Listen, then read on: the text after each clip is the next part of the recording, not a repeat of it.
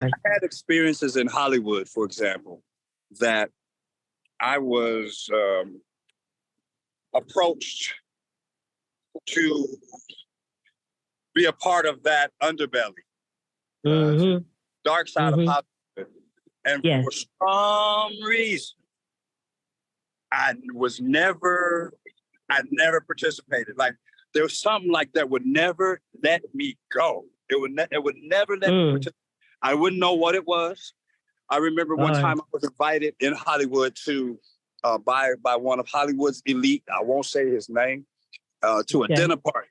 And I got to the house, there was nobody there at the dinner party. Oh, you was the party.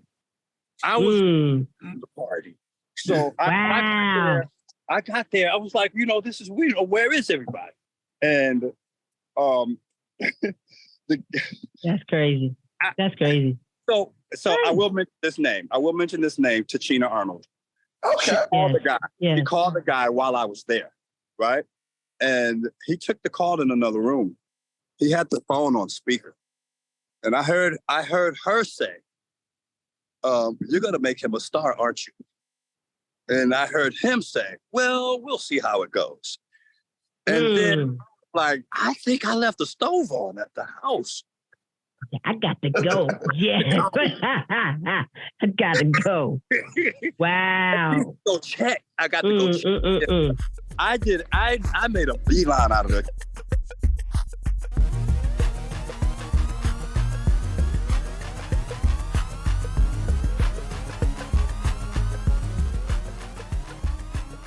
Hey, welcome to KROSS BARZ, the podcast where we discuss interesting topics with alternative perspectives. I'm your co-host, Big O. I have with me... Hey, you got J.TANAE back in the building one more time with Mr. Tony Terry, the legend, my fans forever. When I was a kid, the actor. Give it up for Tony Terry, y'all. Come on, he's back in the building. Yeah, I love it. When I with you. Oh, no, please don't make him sing. Please don't make him sing. So you'll rap it, I'll sing it. All right. that was rapping, right? You wasn't singing. No. I got everything but the ingredients to sing. I got the raindrop moves. So you came after the raindrop moves. You gotta have that. You gotta have a raindrop move. Yeah. I saw you in there. I get. You know what I mean?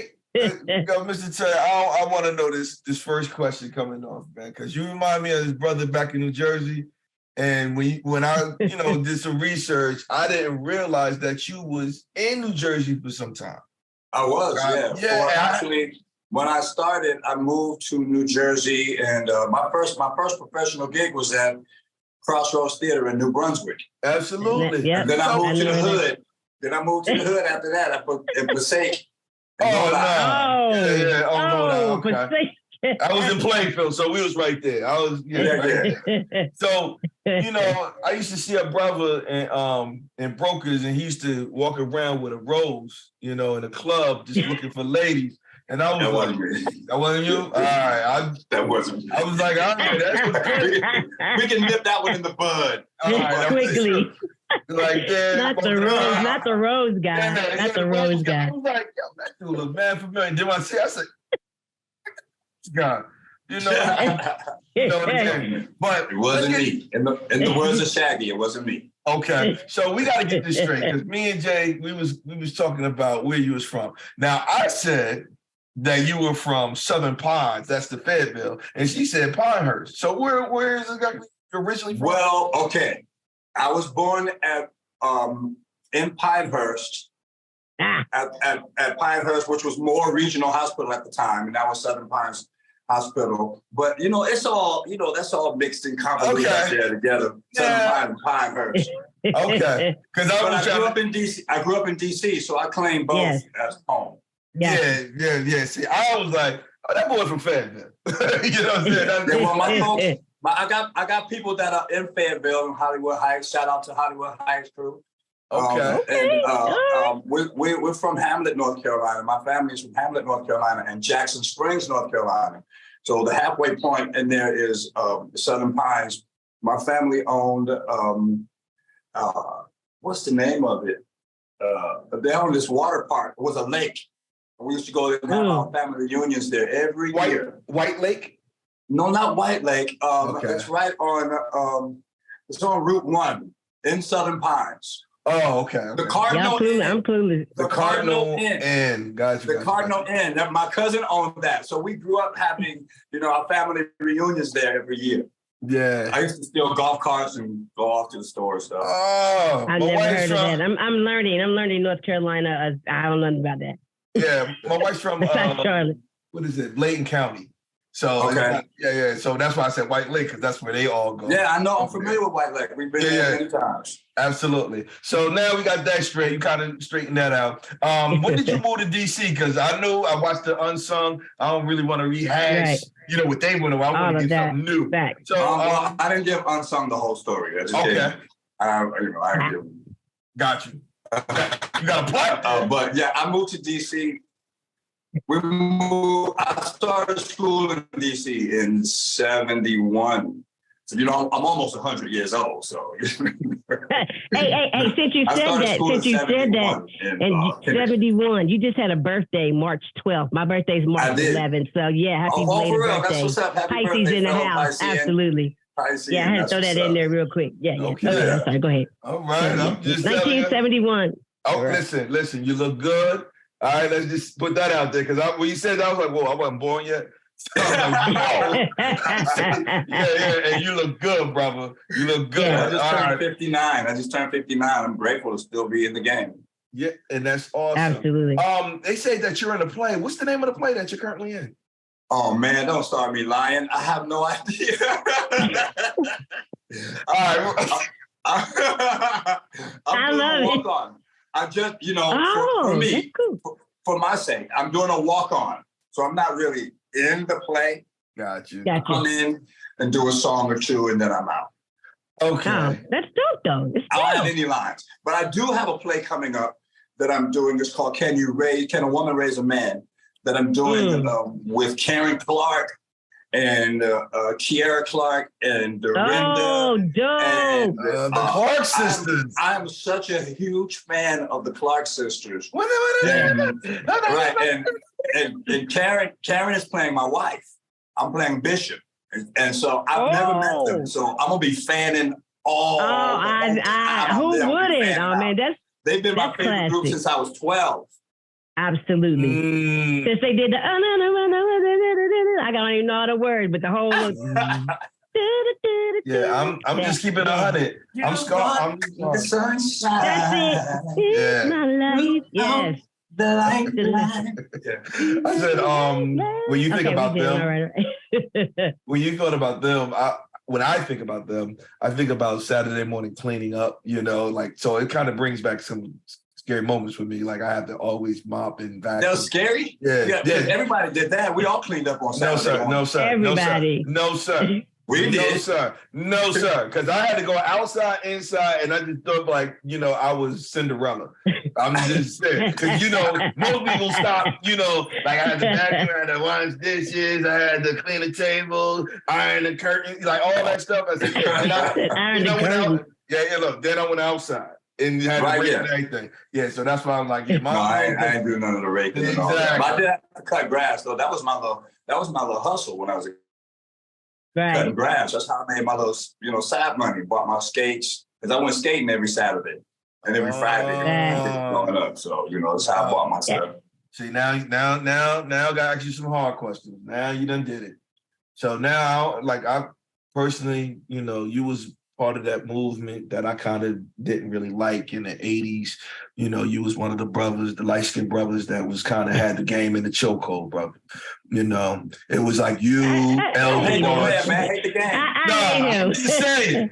You was right there because it was just like they was fading, then you came in there and I was like, you know what I mean? Like Cool J said, don't call it a comeback. We've been here for years. Yeah. Hey. But no, y'all had the game in a choke, like UL DeBarge, Christopher Williams, Albie Shore. Y'all was like, held it. And then later on, I felt kind of high because they let regular looking people come in like Alexander O'Neal. I was like, you had to have a certain look. And then it was like, oh, okay, he looked like. Yeah. If you if you wasn't light skinned, you had to perm your hair like Alex did. Yeah, no, listen, I couldn't get it. I wanted one. Because I was looking at the big waves on the side. You know what I mean? But you know what? You know what's really interesting that people maybe don't remember or don't know is that me, Keith Sweat, Tony, I'll Be Sure, all of our first records came out the same week. The same week? Yeah. That was like fire. And Guy. Wow. Guy too. Wait a minute. Yeah, Tony had Hey Little Walter. I'll Be Sure had Off on Your Own. Keith Sweat had I Wanna. Yeah. Guy had Jam, Teddy's Jam, I think it was Teddy's Jam. Yeah. Wow. So you came out, I thought you came out before them because they 87. came out in 88, 87. Okay, 88. Yeah. 87. Dang, that's prime. So doing that, everybody's coming out like that. What was the camaraderie like within the industry? Because all of you guys were great. All you guys knew with each other. Were you friends or were you guys? No, actually, we didn't know each other at first. We didn't know each other. Okay. Like, I lived in New York at the time.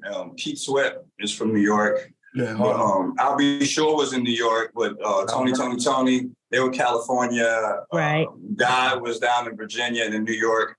So we didn't really know each other in the beginning, but we started working together, a lot. And we developed a camaraderie. I was, I wasn't like a partier, in my earlier days. I used to go to my gig and then go lay down and get up in the morning to go do the next one because I wanted to be A1 on top of my game every single time. So, I wasn't playing with it. So that could explain the longevity and the way you look, because some people have been in the industry a long time. And they look like they've been in the industry a long time. You still got the youth, you know what I mean? You still got the energy, you know what I mean? Your vocals are still really fluid. So, I think that's the difference. But what made you not want to do that? Even when you got to the height of your fame, why still didn't you know how people just want to go out and you want to hang out and you want to party and all that? Well, my manager at the time, he used to tell me, hey man, don't burn yourself out. Once you've done it, you've done it. So, I just, I would pick and choose. I'd go to the things that I thought were important to go to and the other stuff. Like when I was on tour, I would just do the show, get on the bus, go to sleep, and then go to the next city. And because it was tight, we had full schedules going to do interviews, sound checks and rehearsals. And there wasn't really, I guess you could squeeze in the partying, but it just wasn't working for me. It just didn't work for me. Gotcha. Okay. Now my question is, what about Johnny Kemp? Because I don't want Johnny Kemp just got paid. In fact, every time I used to walk down the street in Harlem, they'd be like, "Yo, man, I love that record. Just got paid." Yeah, right. Like that's not me, player. It's not me, player. And I don't want to make the subject like some people. Yeah, no doubt. Yeah. Rest in peace. But, all light-skinned people look alike. But y'all do kind of favor. You just have braid. You kind of favor, like, got the freckles and everything. It's like, yeah. All right. So now, during that time, are you considered one of the New Jack swing artists? Because to me, you didn't. I thought you came in like 85.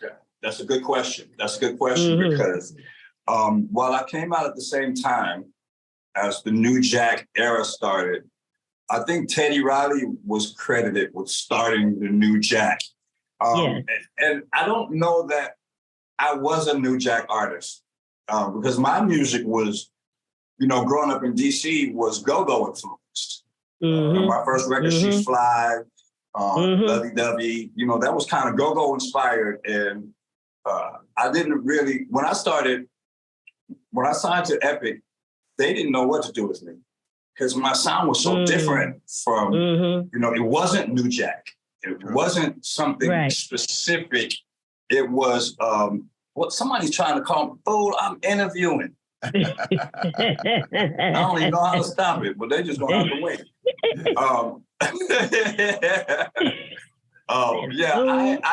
So we were out at the same time, but I don't know. And even though, the movie New Jack City came out, And I used to get, there was a light-skinned dude in Christopher Williams.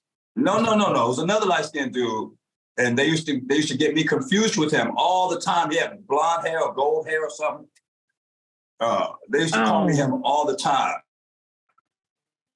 In New Jack City? I think I could see him. He wore polka dots. That was like in the polka dot era. I'm gonna think of it. I'm gonna think of it. Okay. Oh, Alan Payne. Yeah. Alan Payne. Alan Payne. No, there's another dude. There's another dude. No, it's not Alan Payne. I'm talking about. You know who I'm talking about, okay. right? Christopher Williams was the pretty monkey. That was Christopher Williams. No. This guy was a leader of one of the gangs or something in the movie, and he had like colored hair. Because my hair was lighter when I was younger. Okay. Especially when they ran out of the color that I was using. No. Okay. All right. So now, I've heard that, not heard, but I researched, you were in this smash hit play that everybody in New Jersey was a fan of. And, everybody went to Mama I Wanna Sing. Mama I Wanna Sing. I had no idea. I said, I'm pretty impressed on, some of the old songs, not old songs, but some of the theater, because, back during that time, not so many plays were geared towards African Americans. Right. And, they give us one, like they may give us something from August Wilson. They give like us your arms too short to box. Arms to box God. We get one every 10 years. Correct. And back then, so who was the co-lead with that? What Mama Wanted to Say? Was that Shirley Murdoch? It was Desiree Coleman. Desiree Coleman. And then it went to Deatra Hicks. Deatra Hicks. Wow. Deatra Hicks to me was the one. Okay. Desiree Coleman was really great, but Deatra was the one. Now, interestingly, I auditioned for Mama I Wanna Sing 10 times. Really? 10 times. Why 10? The 10th, because I kept getting refused. I didn't get in. And the last time I went, I didn't even want to go. Like, by the last time, I was over the whole thing. My cousin was like, nah, man, we going. I was like, nah, I ain't even trying to, I don't want to be in the show no more. That's the time I got in. Wow. Never know. That's why they say keep pushing, keep pushing. Yeah. I was in the show I was in it for 5 years. Wow. We did 10 shows a week. It was hard work, bro. It was hard work, for sure. Because that show was full out, you saw the show, right? Did you see it back in the day? No, I didn't get to go see it. I didn't see it. We wanted to go see every time we go, it was going to sold out when I went. It was young and I lived far away. So I lived in West Virginia and it was already in New York. So we ain't never had and bus loads. We'd come to the theater and there would be buses, rows and rows of buses in front of the theater. People were coming from everywhere. Absolutely. And then the show, I joined the show with my cousin Andre, who has passed away. And we were very, very close. And the music director, I remember, didn't like the fact that we were such close friends. He was my cousin. We moved to New York together. And he didn't like the fact. So then they put together a touring company and they separated us at that point. So he went on the road. I stayed in New York. I stayed in New York and did the show. And it was during that time when I guess I was discovered. And then the next thing anyone knew, I was on TV, doing with the videos and stuff. And it caught everybody off guard. They was like, what? First, I remember the initial reaction was, why him? Because there were so many great singers in the show. Why him? And I was like, why not me, son? Why not? You know what I mean? Why not me? So it happened. And I remember I had been on the American Music Awards and I was presenting Song of the Year to Mariah Carey. Wow. And just before I went on, I had on a tuxedo, but just before I went on, my manager handed me some white gloves. He said, put these on. I'm like, white gloves? Well, why? I look like a maitre d', like I look like I was coming to see you for dinner. So at that time, the road show was on tour. They were literally on the bus when the show was airing. The American Music Awards was airing. So they were watching it on the bus via satellite. So they saw me come out and present Mariah Carey, and I had these white gloves on. And my cousin was a slave to fashion. Like that was his life, you know. Gotcha. So when they saw me with the white gloves on, they was like, he needs you. He needs you. Right. And the bus pulled over for a restroom stop, and everybody got off the bus, and he got off the bus and hid. He hid behind the service station or wherever they were. And they looked for him for a while. They couldn't find him, so they left him. And he went to the airport, came back to New York, started working with me, started dressing and styling me, and from that day forward. Then, you know, when I look back at, you know, the things that I used to wear, I was like, I said, he hated me. I was going to ask you that about your wear, because through the years, and you go back and look through all the times, and you think you're so fly. My cousin hated me. He hated me. He had to hate me. And you go back. You didn't like the pants, the tight leather pants? No, well, at the time. You always had a jumper, too. I trusted him. You know, so if he said, wear this, I wore it. I didn't, you know, I just didn't question it. Then I look back, I was like, man, why you had me? I had on an orange suit one time with ring rack on the pockets or a Soul Train. I'm like, what? That was, it was like, what's up? We got suits from Oak Tree. And then remember, Oak Tree was a mall. I remember Oak Tree. Yes, I remember Oak Tree. And then we put the trim that like would be on curtains or pillows with the big bobbles and stuff. Yeah. We put that on the suits. My cousin did. So he was before his time. He was before his time. Red, and blue. I had on the orange one. And he had them. And I remember my aunt called me up. She was like, why are you on Soul Train looking like you have on a pair of curtains? I was like, the auntie would. Oh my goodness. Yeah. So now you, for me, all the people that I've heard come from theater and can sing live, they went right into, and it's like, you know, they're not studio produced. Like, okay, they sound like this, and then you hear them, it's like, that ain't what I paid for. And so for you, coming from the theater, now you're singing and doing great. What were some of the people that you was like, you know what? I don't care what you said, live, they blow people away. What are some of the people that you've heard around your era? Because, you know, I know back in the day, everybody had that literally blew people away? Yes. Where Deandra Hicks was one. Deandra Hicks, okay. Mm-hmm. Yeah, she was one. She was the star of Mama I Want to Sing. She would literally get several standing ovations during one show. Mm-hmm. Every show. Every single show. Just up. She had the place in an uproar. I think that's what made the show so big. Okay. Besides the fact that it was a good story. Do you know the story behind Mama I Want to Sing? No. So there was an artist back in the 60s named Doris Troy. And she had a song called Just One Look, That's All It Took. Just one look, that's all it took. Just one look. It was a big hit in the 60s. Well, the story Mama I Want to Sing was about her and about her journey. You know, that came from a spiritual family. Vi Higginson wrote it, and she was a radio personality. So they wrote the story about her journey. She was like 14, and she had recorded the song.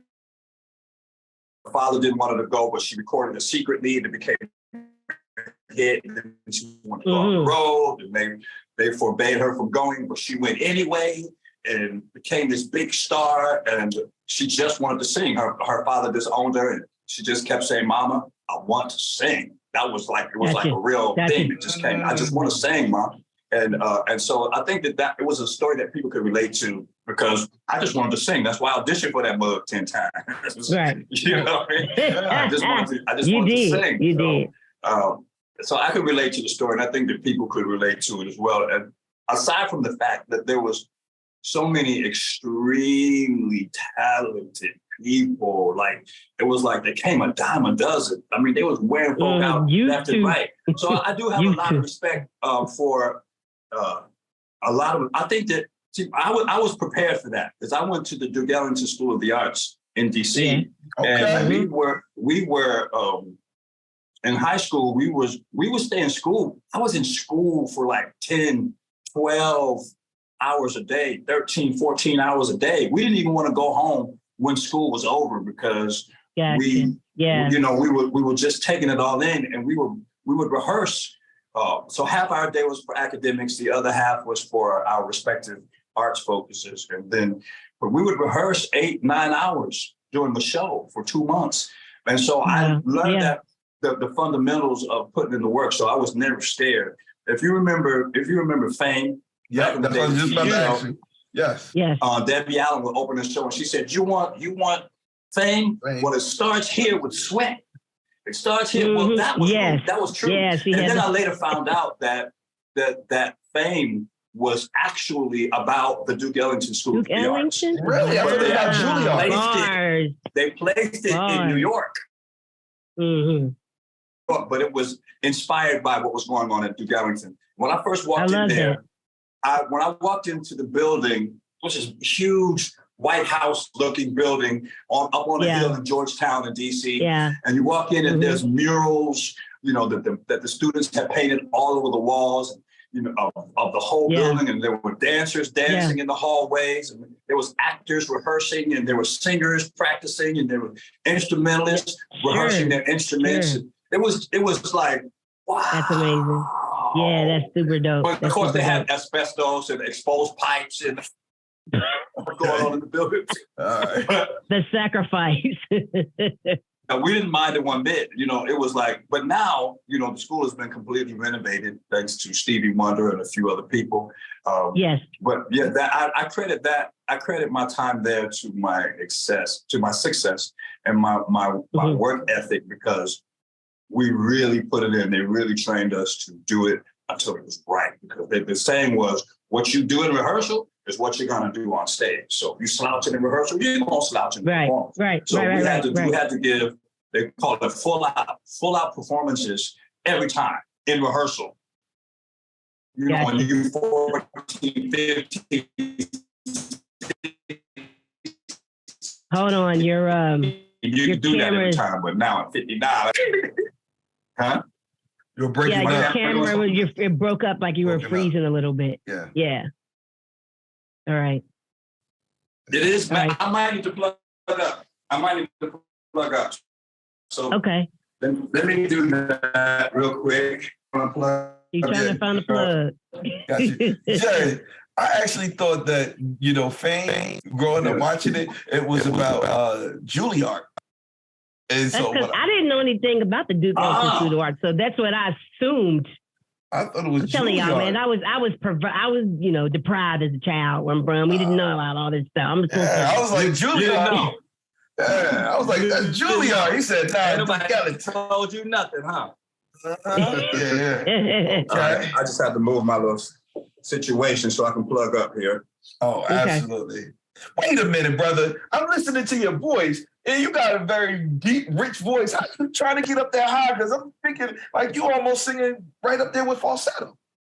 You know what? That's a good question too, because people say that to me all the time. How you sing like that? Your voice is so rich. I honestly can't answer that. I don't know. You got that Michelle A thing going on. I know this. That's that anointing.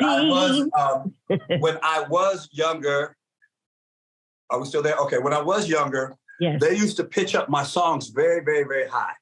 Too high for me, in fact.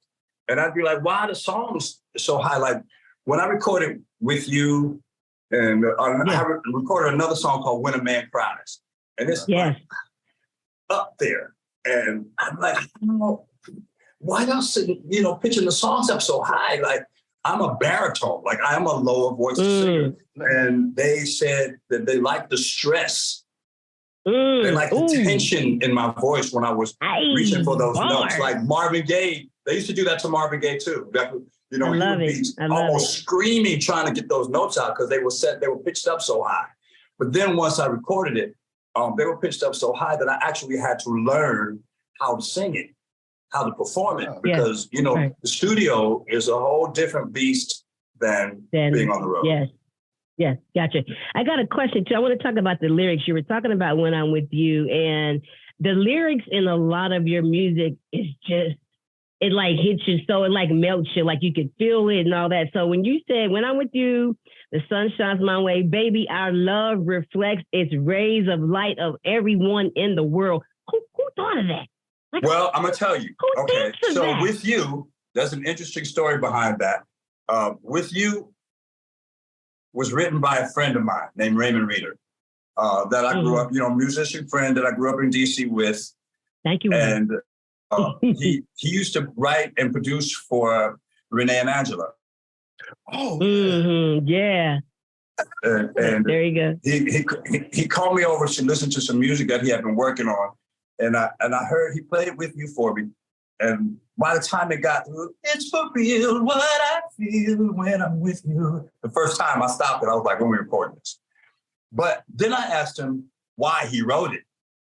And he said, Vivian, I can say her name because she knows the story. Gotcha. Vivian, that's like, yeah, we see at the time in my mind, Vivian was my girlfriend. In my mind. in my mind. I wasn't ready for all that. You know what I mean? And back in high school, I used to call it, we ain't had no cell phones. We had the, payphones were everywhere. So there was the payphone. There was a payphone on the corner of the block. I used to go down to the corner of the block and call Vivian and just listen to her talk. I'd be like, I'd be nervous as hell. Anyway, that's real teenager stuff. Like for real. So he was like, Vivian. I was like, yeah. What you coming up with that? Yeah, I know Vivian. I know Vivian very well. That's my girlfriend in my mind. And he was like, I wrote it about her. Like, what? You gonna write a song about my girlfriend in my mind? Like, for real? He had a crush on her. And so this song is about Vivian. It's about Vivian. Vivian, yes. And, I love Vivian. Yeah, Vivian got game. You know what I'm talking about? Oh my goodness. Hey, I have another one of your songs too. We're talking about lyrics, and it's your song, Take Me. And that's like I love that. That is like, you had brought it up. Take me to the middle of your river and baptize me. And baptize me. Yes, that's what I'm talking about. Oh no, that sounds a little secular there, man. Like, it's a little secular now. It is. It's a little secular. It is. You want to lie? It is, but I just wanted to say that because lyrics in the music is what's missing to me. Like you might have some good beats, but the lyrics that you sing and how you see them, it's like you become every single word, every single syllable, and then when you add the music to it, it just makes it more nostalgic and more memorable. And that's what I can say about my job as a performer, as an actor. Singers are just actors. We're actors. So, our job is to, you can imagine that I probably sung With You at least 100,000 times by now in my life. Yeah. Every wedding. Yeah. And so I have to keep it interesting for me, right? So my job, let's say you're coming to see me for the first time. With You is your favorite song. Yeah. And this 30 years later, and you've never seen me before, well, you have an expectation. What is that? Your expectation is to hear the song you hear on the radio. Just like you said, yes. Right. Okay. So I got to perform. I have to deliver it like you know it.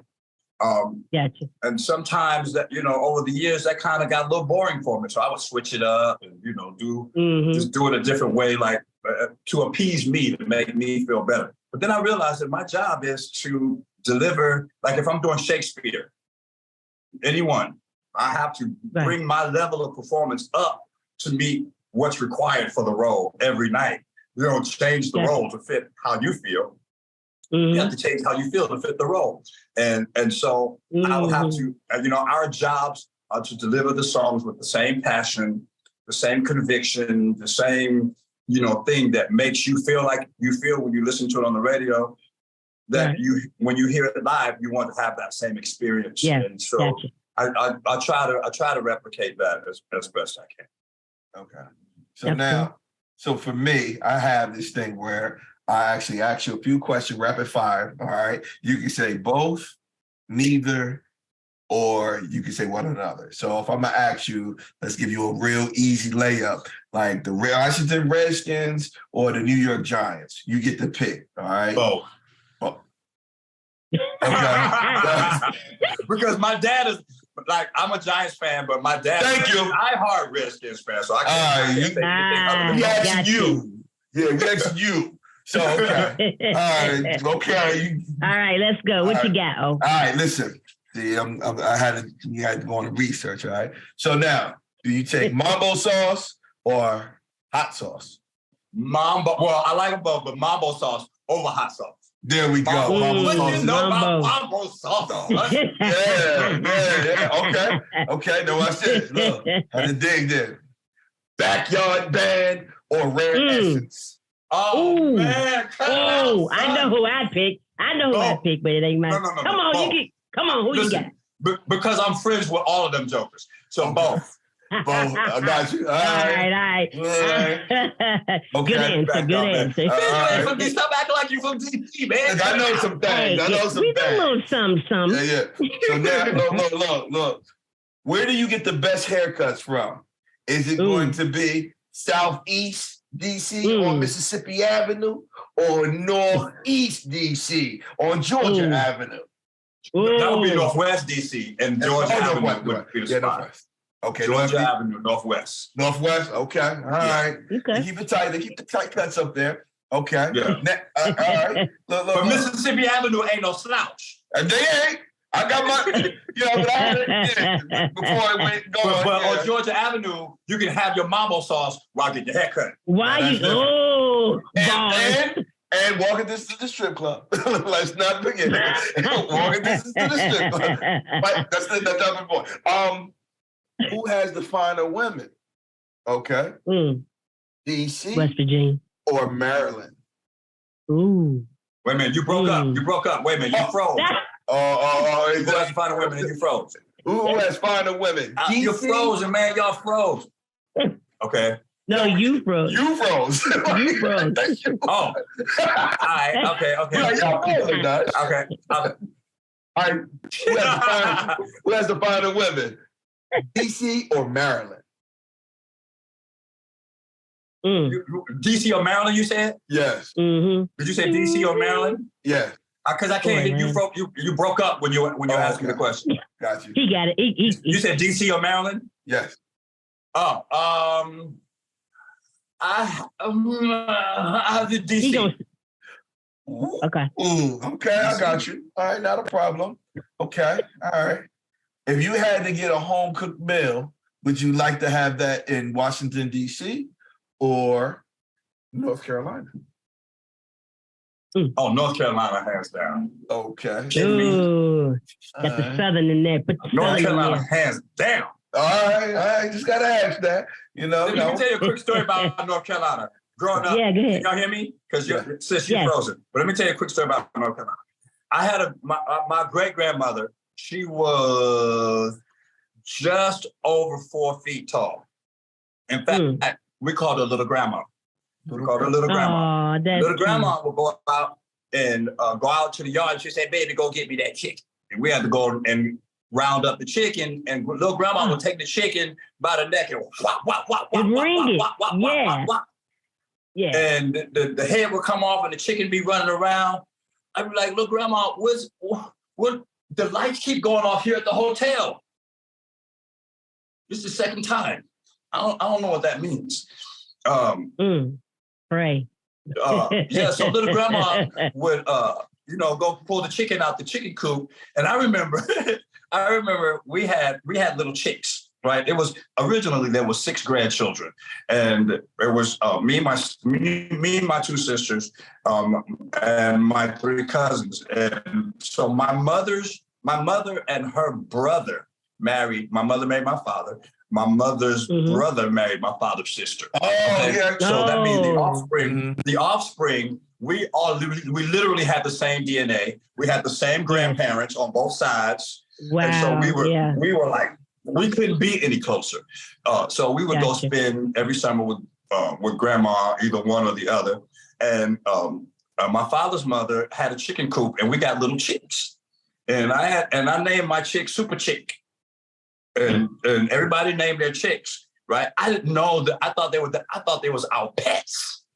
We was raising, you didn't know they was about to be breakfast. Yeah. So one day I was like, yeah, Super Chick, chick. Yeah, Super Chick, chick. I couldn't find Super Chick.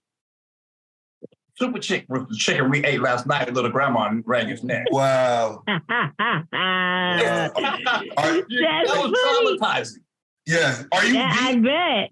Are you vegan now, or that you still eating chicken? Well, hold on. Let me get my Popeyes bag, and you be the judge of that. Okay. Excuse he ain't me. vegan.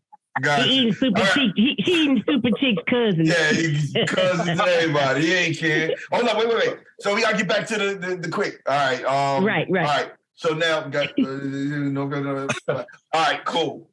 Baseball. The Yankees or the Nationals?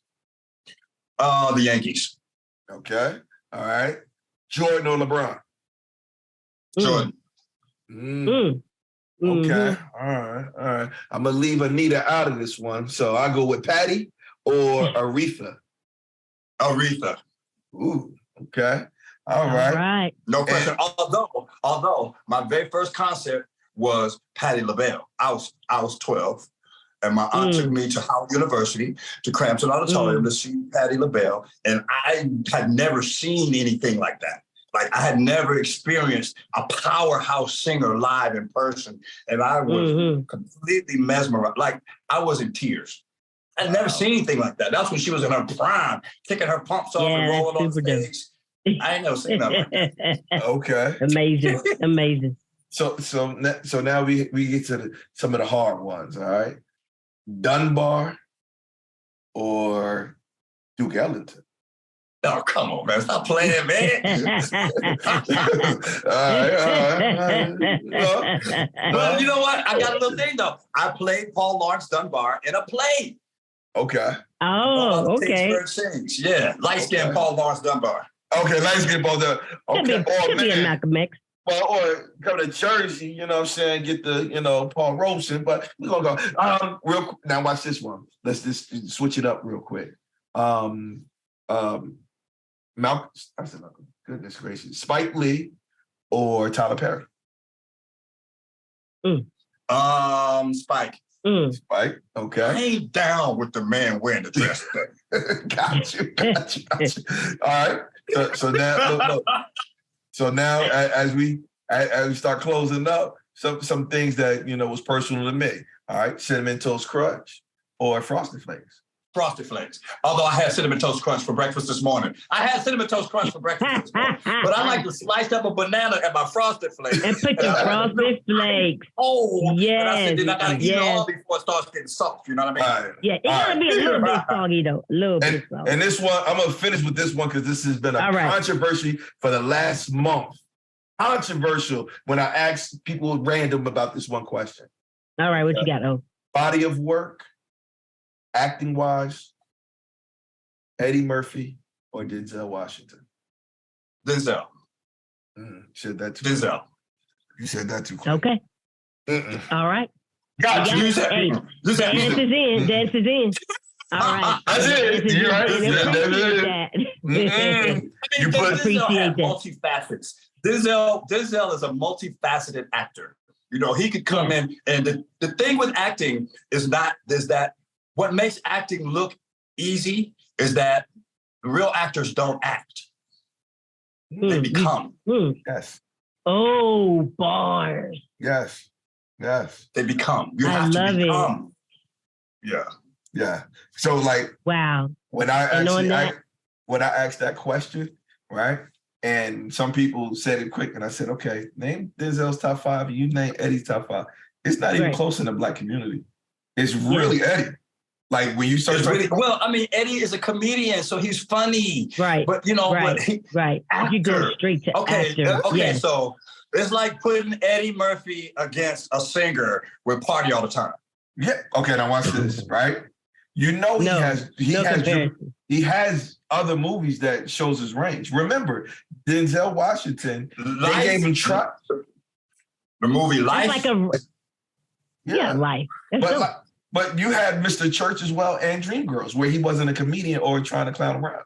Yeah, but his nature is comedy. His nature is comedy. Mr. Church. Yeah, Mr. Church. What the hell is that? I never saw Mr. Church. Okay, and then Dreamgirls. Dreamgirls. Yeah. So he got Denzel. I know, Okay. but you know what? Watch these five. Watch these five. I'm gonna just throw to you, right? Boomerang, Coming to America, Trading Places, Beverly Hills Cop, and Nutty Professor. Okay, well, when you put it like that, get that lineup in.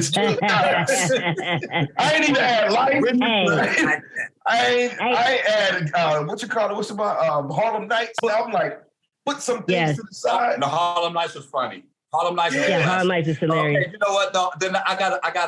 It's close. That's got to be a tie. That's got to be a tie. Okay, he gonna say both. He had to convince you. Come on, always be trying to convince people what they want to hear. If that's what he want, he's supposed to be getting with that. Whoa. Right. So who was that? I think it's internet. Where am I? Well, there we go. So electricity went out, and you heard me say that a few minutes ago, right? Like, I did, and then it went blank. Yeah, like it popped off, and then popped back on. And when it went out, my phone went out too. I wasn't sure if I thought my phone was charging the whole time, but it wasn't. Oh, gotcha. All right. I want to be looking at the all right. Okay. There you go. And man, we appreciate you still hanging in there with us and finishing it off. So we won't hold you much longer, but appreciate you, seeing through. All right, man, they're gonna think I just settle down. He dissed us. He's like, that's enough.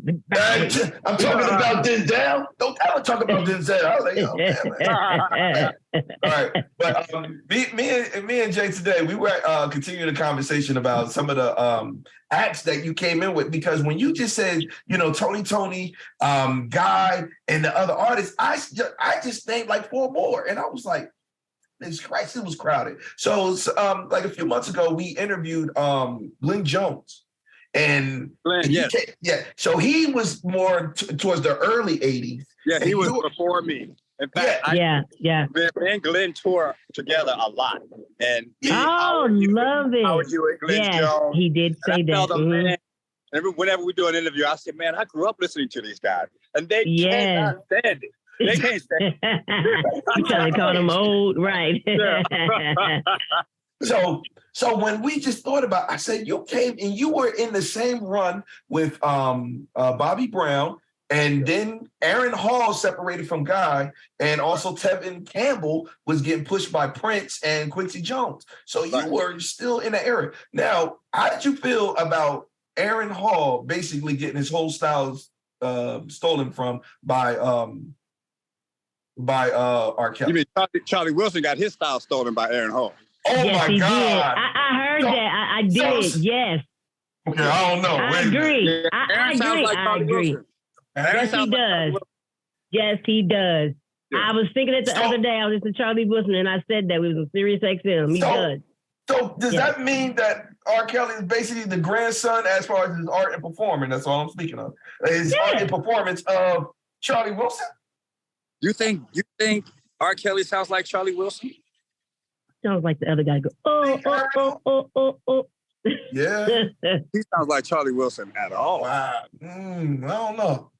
Now, you know what's interesting? Because I used to work with R. Kelly a lot too, on the road. Gotcha. Remember? Mm-hmm. And they would every single him and when he was with Public Announcement. Mm-hmm. And every gig that we did together, they would ask me to go ball with them, play ball, right? Yeah. And I don't know why I always refuse. Good job. I don't know why. I don't know why. But they ask me every time, and I'll be like, nah, I'm good. I got to go get ready for, whatever it was. And I never went. And to be honest, I was never really a huge R. Kelly fan. Oh. Right. I grew up in a very, very, very, very spiritual and religious family. Mm-hmm. I felt like my grandmother had a direct line to heaven. I really used to think that. And we talking about little grandma? no, this was little grandma's daughter. Oh,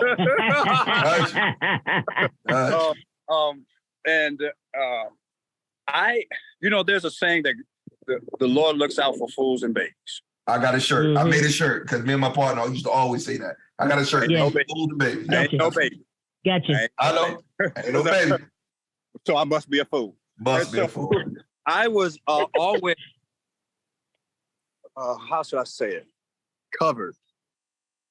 Hey, like I had experiences in Hollywood, for example, that I was approached to be a part of that underbelly, dark side of Hollywood.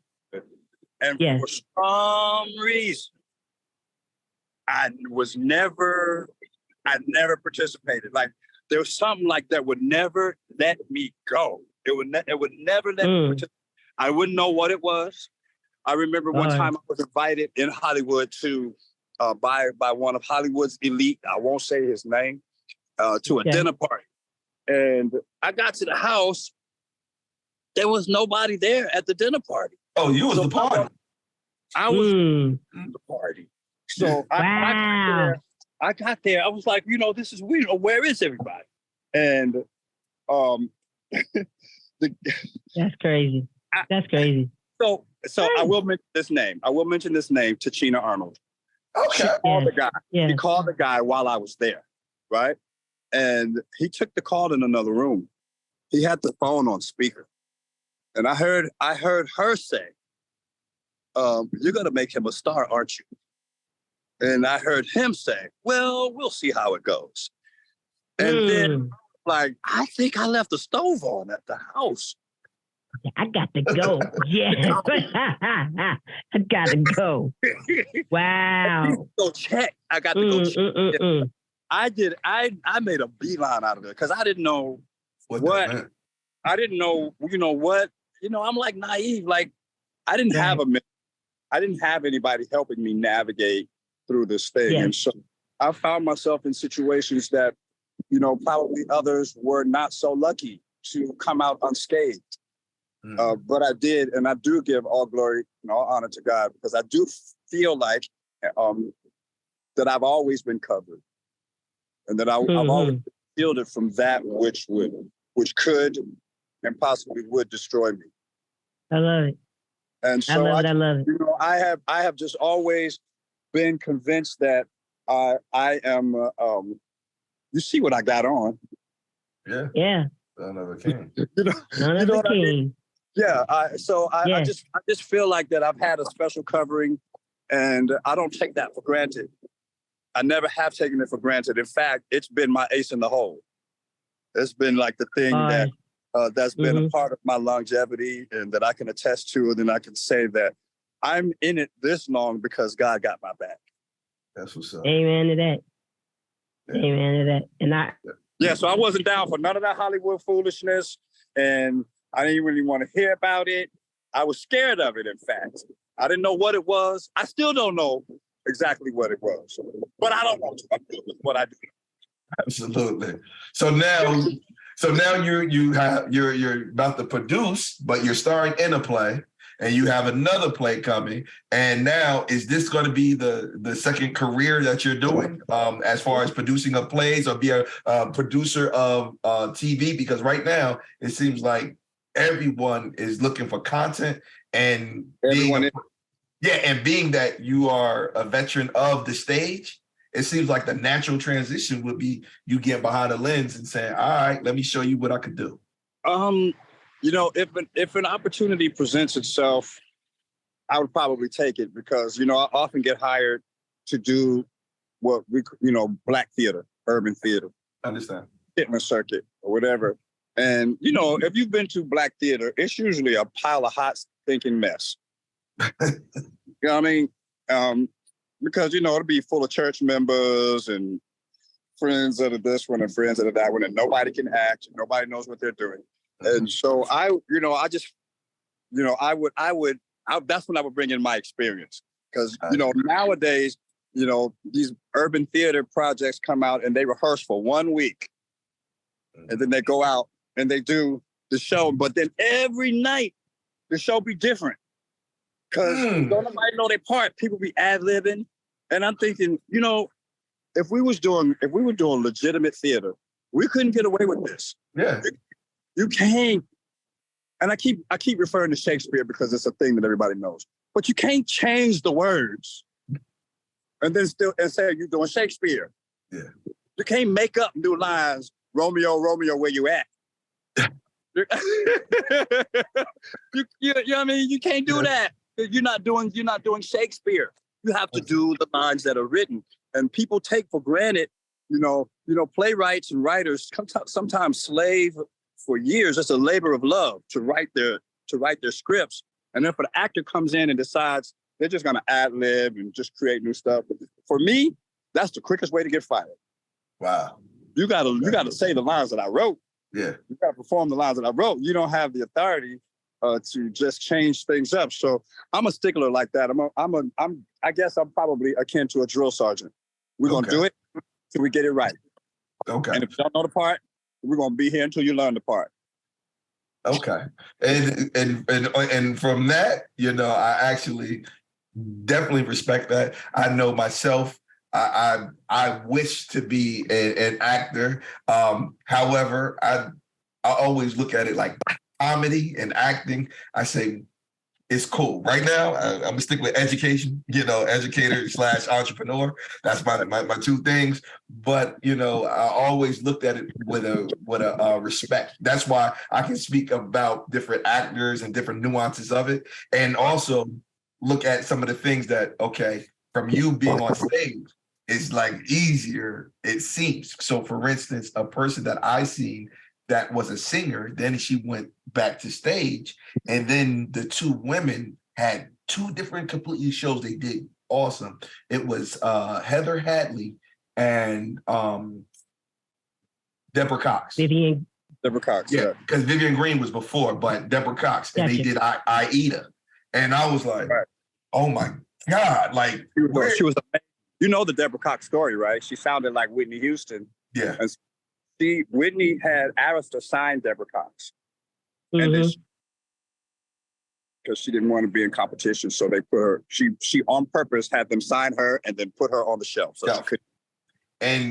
But then after, you know, the Whitney Houston movie, when the movie came out recently, guess who sang all the parts? I didn't know that. Yeah. I didn't know that part. Yeah, that's all crazy. the songs in the Whitney Houston movie, all of them. Set it up. It was a setup. And the one gentleman, well, we'll say because that gentleman, he actually always had one person after that was Clyde Davis. He had Phyllis Hyman, that was one of my favorites. Then he put Angela Bofield against Phyllis Hyman. Then right after her, you know, he had Whitney. And then right after Whitney put Mariah and had them go after another. And I was sitting there like, why is he doing that? And it's like almost like where you say you from? New Jersey. How you know about Angela Bofield, man? No, fam, I'm a music. Listen, man, you really don't realize, man. Skate 22, we heard your song when not the one that Lovey Dovey. Yeah, that's Skate 22. Yeah. Walked up to Rain and Chadney right over there by the soda machines. I can tell you your song was playing. Not by the soda machine. I was with Phyllis Hyman 5 days. We were hanging out at Philly.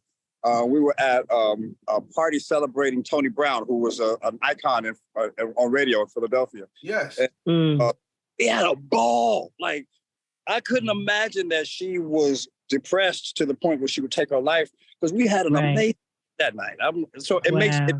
It makes me suspicious. Mm-hmm. And what you call it had a health issue as well. Angela Bofield. I want to say she had Bell palsy because like half her face, you know, she couldn't really move, like almost a semi-stroke. And it was like, you know, and for me, I've always enjoyed like that 80s, early 90s, because it was. Do you think Hyman or Angela Bofield coming out today would stand a chance? There's a couple of things that one, Phyllis Hyman was a 6 foot goddess. number one. And I think she could because she still had the look. And I think what they do with some of the things they would, but the issue now is that they're not putting enough artists that can really sing. You have to dance, you have to have a look in that. And before it was just the quality of the sound. So like, for instance, Phyllis Hyman and Angela Bofield, you know, they were very attractive, but I always look at it like their talent was their voice. Whereas now singers, their talent is not necessarily their voice. The number one, right. Look. Yeah, but look. Correct. You know, that's the people like Martha Wash and created all these hit. I didn't realize how many hits, I'm talking about bona fide hit records Martha Wash was on, but not as Martha Wash. They recorded her, they used her, but they put another girl as the visual. So CNC Music Factory. They did a Kelly Price. There's a group called Seduction back in the 90s. If you remember them, Seduction, a girl group. That was all her, Martha Wash. And they had pretty skinny girls. I'm talking about a string of them, at least 15 or 20 records. And some of them were out at the same time. That's crazy. Wow.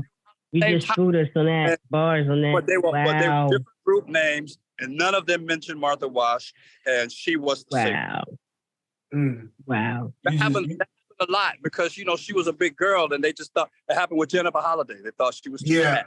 Absolutely. Right. Well, now Lizzo's trying to break them barriers. Even though you wouldn't consider that like in the singing category, but she's trying to push that. Yeah. But, I think she's doing a little bit too much. Correct. I think she's doing a little bit too much. Some people got to do a little bit more if you have your talent. Before the internet, remember Marie?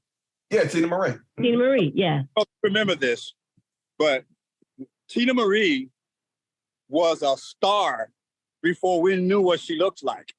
True. They didn't put her, if you look on her earlier albums, her first two didn't have pictures. Was on them.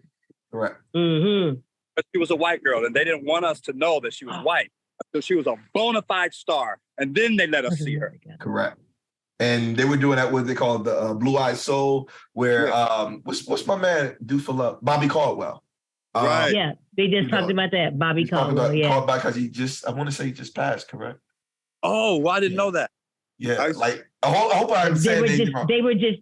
Yeah. I think so, because I was on the same thing as that too, because they were saying in the beginning they didn't want the black people to know that he wasn't white, so they liked him. So on his album cover, it's just a silhouette of him sitting on the bench. And so so they were just talking about that. You're right. Yeah. So like wow.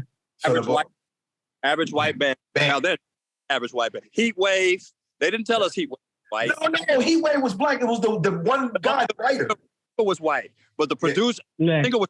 But the producer, the crew, they was white. Yeah. The one singer, he wrote all the hits. He's in California. He's a huge writer. What is his name? Everybody knows his name. From Pendleton. Rod Temperton is dead. Yeah, Templeton. Oh, wow. Yeah. He about 200 years old now. Oh, yeah. He's dead. No, because he was in California. I want to say he was on Prince way back in the day. He was going to produce. He was going to produce 4 songs on one of my albums, and he had one of the houses I had ever seen. His house was in the side of a cliff. Yes, in California. They had it on cribs. He got 3 sons, I want to say, right? Yeah, man. You walk in like the front of the house, but the back of the house was overlooking the ocean, and it was a cliff. Like I never seen. Yeah, I remember. Isn't it? My friend Billy Woodruff. He's he's the video director. He started off. Now he's big time in LA. Yeah. Billy Woodruff. He had one of the first flat screen TVs, right?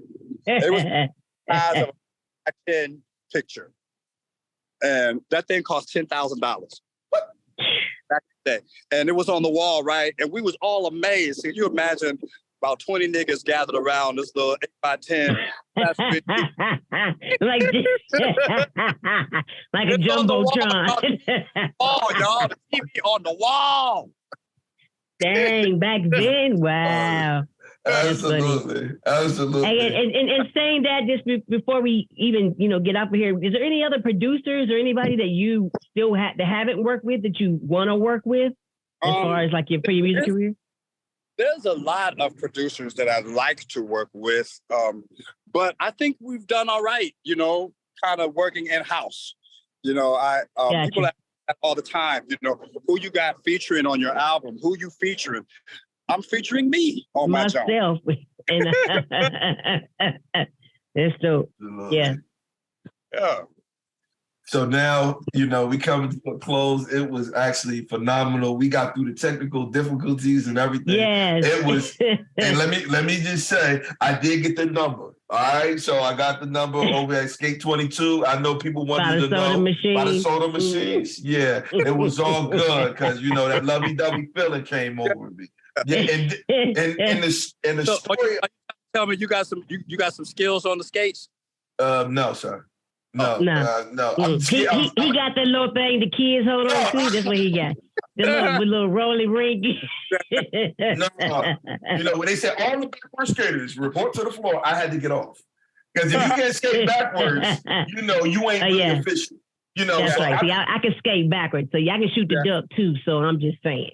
That's what's up. I just skate competitive, and so now we're actually planning a skate tour where we're going to be doing taking the live band into the skating rink and doing shows at the skating rink with you know. Just let us know. I need to know. Excuse me, Mr. Terry. I don't mean to break it to you, but you know that we of a certain age that we fall down. We might have to call out of work. Oh, get up. We get up. It won't be quickly. Like what? We gonna have on a helmet, knee pads, and everything. What? No. Hey, keep us posted on that because I would love to do that. I would love to come and see something like that. Please. I keep my skates in my car at all times. Wow. So you got custom skates there. So you probably got skates with your own strings and your own wheels and all that. You don't get the brown skates. Oh, no, wait, I get the brown one. I get the brown one. With the big stopper on the front. I don't skate. It's a wrap. Wow. Okay. That's what's up. So, Mr. Terry, tell us where we can find you on social media. Keep in touch with you, see what's going on. Let me tell you something, and I hope you help me get the word out. But my social media, my Instagram and my Facebook fan page have been hacked. And by a good hacker too, a good one. Like he's wreaking havoc. He is attacking people literally all over the world. Various artists all over the world. And as me, he's posting my pages regularly as me. And telling people what he's doing is he is inviting people to some kind of podcast. And when he gets you on the podcast, he gives you a task to do on your computer that you have trouble with. And he knows you're going to have trouble with. So he asks for remote access to your computer to help you out. No. Access of your computer, which he did me. He came to me legitimately through my management company. They vetted him out. And then what he does is he takes over your account and then locks you out. So he took over my my Instagram and my Facebook fan page, locked me out. And I've been locked out for almost a year. Diligently, feverishly to get my account back. I haven't been lucky yet. Because you know what I really think is interesting, and I think is also newsworthy, but people don't seem to think so. Facebook and Instagram have over 1 billion users. Yeah. Billion with a B. Every day providing free content that they're making trillions of dollars. Oh yeah, we're the product. I watched that. If you ever watched it on Netflix, we are the product. They're making the money. You know, all the content that we put up for free to show our friends, it's what's fueling the machine. It's what's keeping it going. Free content that we're putting up and making money off of it, and we're not making any money. And if you have a problem, there is literally nobody to talk to. You cannot. There's no human. They don't have customer service. There's nobody to talk to. There's nobody to complain. And so I've been going through this, trying to get my page back. I did find out that the guy who took my page is in Pakistan. I don't know. how all that Wow. happened in Pakistan. Because that's crazy. And he is wreaking havoc. And I'm hoping that the damage is causing, well, it's kind of like if you look at it, like he could be wreaking irreparable damages, like the stuff I can't fix, or right, because people that he's contacting for this podcast, some of them have 100 million followers, people that I've never even heard from, literally all over the world, because their management team, if it's legit. Some of them have not, and they have given up their pages. Got 100 million. My goodness. And this guy is taking their pages and making money with their pages because he's posting ads on the pages and money blocking the people out of the page. So if y'all can help me get the word out about that. Hey, absolutely. Because I looked at your Instagram and it does have some current stuff, but a lot of the stuff is a little older. And it says too, and it even has the official sign. It has Mr. Tony Terry with the certified, blue thing on Instagram. Other celebrities are following you as well. So, wow. Everybody watching your show, get a message from me. It's not me. I've got from celebrities literally all over the world. And it's kind of heartbreaking. Amazing. I feel like I've been It violated. is. That's pretty sad. It definitely is. But I understand with the hacking, because that happened to my husband. I don't even know how they had his driver's license and everything. Sent it to him. All kinds of crazy stuff. But appreciate you on that. Definitely we'll put the word out there. I'll put it out on my page. I can shout out on my Instagram as well. On Twitter, I'll definitely be able to help you with that. Because he has me blocked to the point where I can't even go to my page. Like I search for it, it literally doesn't show up. But, you can go and visit it. But if you would, or if any of the listeners would just go to my page and say, this is a scam, this guy is taking over my page because he has. And I haven't posted in over a year. I've been locked out. So I'm not really sure what my next step is. And I've been trying to. Well, there's no way you can post on the page. You can only just send kind of messages. There's no way you could even look at even the pictures and stuff that's there. You can't even really respond to you can like it, but you can't really comment. Oh, really? Yeah. So like right now I'm looking at pictures from you. I'm on your site and I can go on there, but it says the comments on this post have been limited. And so you can't really even post. You can like, and this was just 3 weeks ago for this, but it is a picture of you at a concert somewhere on there, but you really can't, it's limited. But you can like it, you can share it.